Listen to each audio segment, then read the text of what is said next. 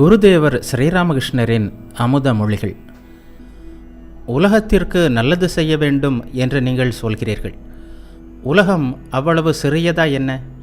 உலகத்திற்கு உதவ நீங்கள் யார்?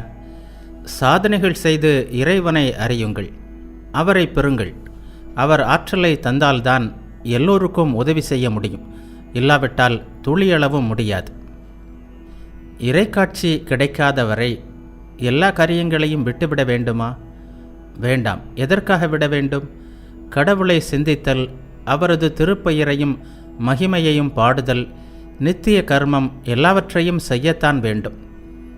அப்படியானால் குடும்ப கடமைகள், அதாவது பணம் சம்பாதிப்பது போன்றவை, அவற்றையும் செய்யலாம். குடும்பத்தை நடத்த எந்த அளவுக்கு வேண்டுமோ அந்த அளவுக்கு செய்ய வேண்டும்.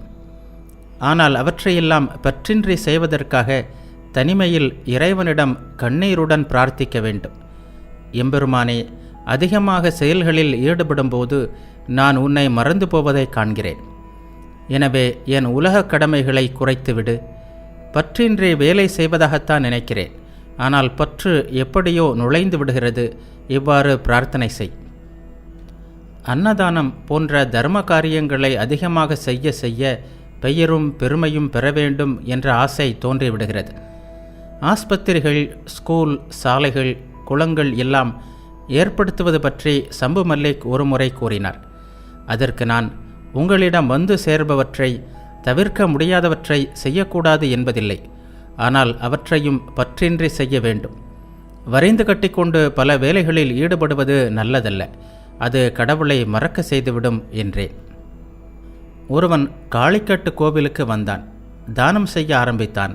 ஆனால் காளியை தரிசிக்கவில்லை. முதலில் எப்படியாவது கூட்டத்தில் புகுந்து இடியும் உதையும் பெற்றாவது காளியின் தரிசனத்தை பெற்றுவிட வேண்டும். அதன் பிறகு வேண்டிய அளவு தான தர்மம் செய்யுங்கள், அல்லது செய்யாமல் இருங்கள். வேண்டுமானால் செய்து கொண்டே இருங்கள். செயல்கள் எல்லாம் இறையனுபூதிக்காகவே இருக்க வேண்டும்.